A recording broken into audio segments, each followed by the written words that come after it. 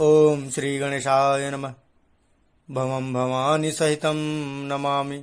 सरस्वती माता की जय। श्री रामचंद्र जी ने पूरे दिन का घटनाक्रम गुरुजी से कह सुनाया। गुरुजी ने उन्हें उनका मनोरथ सफल होने का आशीर्वाद प्रदान किया। दोनों भाइयों को अनेक प्रकार की कथाएं सुनाई। संध्या होने पर दोनों भाइयों ने संध्या वंदन करके गुरुजी को प्रणाम किया। भोजन आदि के उपरांत शयन के लिए गए। सीता जी की सुंदरता की तुलना श्री राम जी चंद्रमा से करने लगे।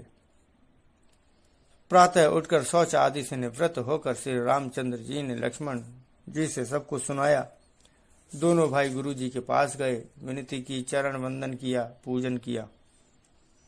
जनक जी ने मुनि शतानंद जी को गुरु वशिष्ठ जी के पास भेजा। शतानंद मुनि ने विनती और प्रार्थना करके कहा कि जनक जी ने आपको बुलाया है, हे तात चले।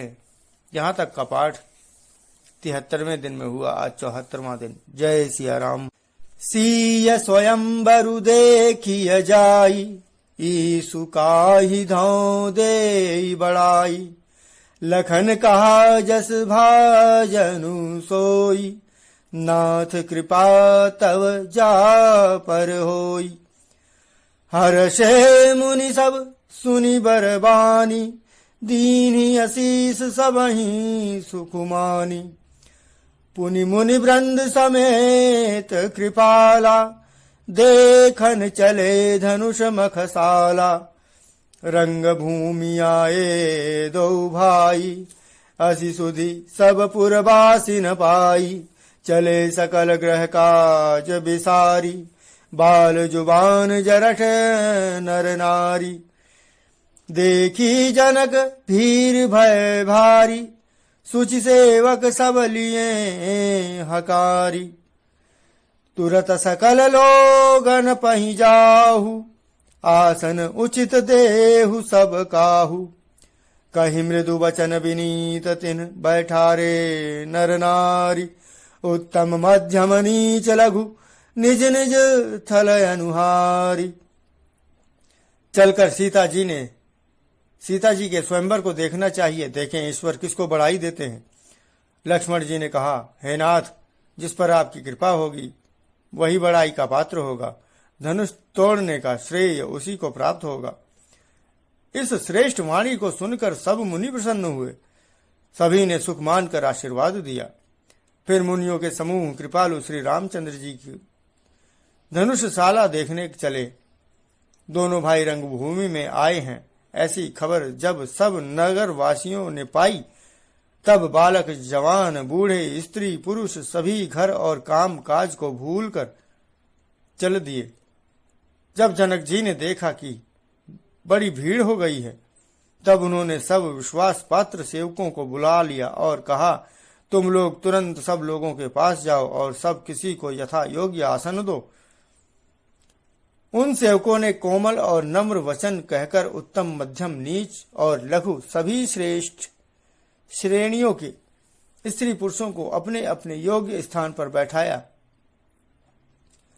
राजकुंवर तहि अवसर आए, मनहु मनोहरता तन छाए। गुण सागर नागर बरबीरा, सुंदर श्यामल गौर शरीरा। राज समाज विराजत रूरे, उठगन महु जनु जुग विधि पूरे। जिनके रही भावना जैसी, प्रभु मूरति तिन देखी तैसी। देखहि रूप महारन धीरा, मनहु वीर रसु धरे शरीरा। डरे कुटिल नृप प्रभु ही निहारी, मनहु भयानक मूरति भारी। रहे असुर छल छो निपबेसा, तिन प्रभु प्रगट काल सम देखा। पुरवासिन देखे दो भाई, नगर भू नर भूषण लोचन सुखदाई। नारी बिलो कहीं हरसिंह निज निज रुचि अनुरूप जनु सोहत सिंगार धरी मूर्ति परम अनूप। उसी समय राजकुमार राम और लक्ष्मण वहां आए। वे ऐसे सुंदर हैं मानो साक्षात मनोहरता ही उनके शरीरों पर छा गई हो। सुंदर सांवला और गोरा उनका शरीर है। वे गुणों के समुद्र, चतुर और उत्तम वीर हैं। वे राजाओं के समाज में ऐसे सुशोभित हो रहे हैं माना तारा गणों के बीच दो पूर्ण चंद्रमा हो। जिनकी जैसी भावना थी प्रभु की मूर्ति उन्होंने वैसी ही देखी। महान रणधीर राजा लोग श्री रामचंद्र जी के रूप को ऐसा देख रहे हैं मानो स्वयं वीर रस शरीर धारण किए हो। कुटिल राजा प्रभु को देखकर डर गए मानो बड़ी भयानक मूर्ति हो। छल से जो राक्षस वहां राजाओं के वेश में बैठे थे उन्होंने प्रभु को प्रत्यक्ष काल के समान देखा। नगरवासियों ने दोनों भाइयों को मनुष्यों के भूषण रूप और नेत्रों को सुख देने वाला देखा। स्त्रियां हृदय में हर्षित होकर अपनी अपनी रुचि के अनुसार देख रही हैं मानो श्रृंगार रस ही परम अनुपम मूर्ति धारण किए सुशोभित हो रहा हो।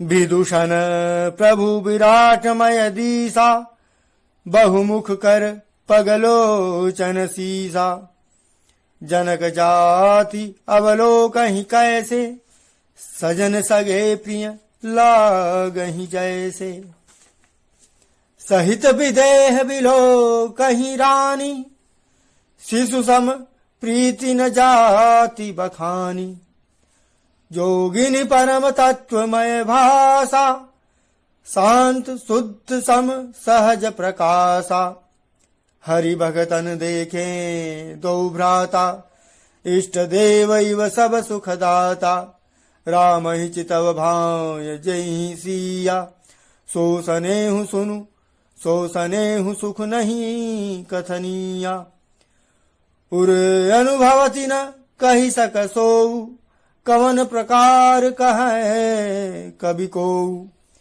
यही विधि रहा जाहि जस भाऊ तही तस देखेऊ कोसल राऊ राजत राज समाज महु कोसल राज किशोर सुंदर श्यामल गौर तनु सुंदर श्यामल गौर तन विश्व विलोचन चोर।